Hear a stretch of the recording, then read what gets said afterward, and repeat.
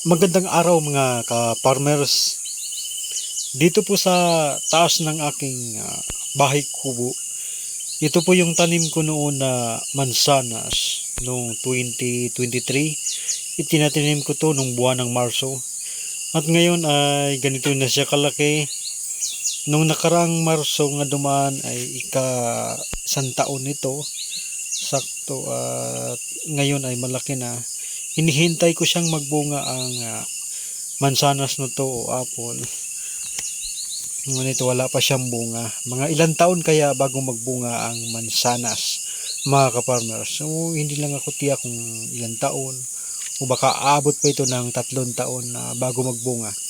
Ito na po yung hitsura niya ngayon.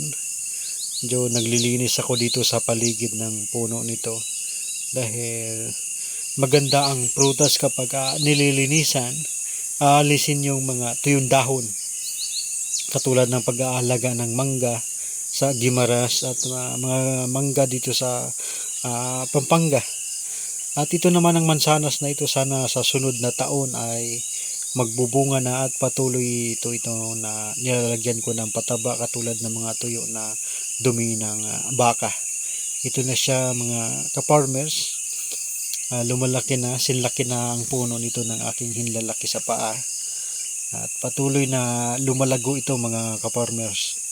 At sana sa susunod na mga taon, biyayaan na tayo nito o magbibigay na ito ng bunga para magkaroon naman tayo ng mansanas dito sa Pilipinas, lalong-lalo dito sa aming lugar kung saan mainit ang panahon pero nabubuhay pa rin siya dahil ngayon medyo nalagaan natin ito ng pagdilig pag umuulan. Ayan ang pupuno mga ka-farmers.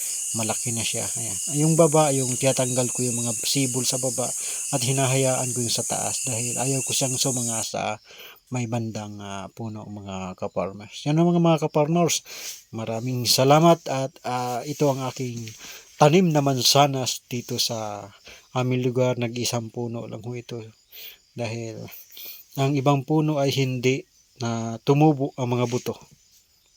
Salamat po.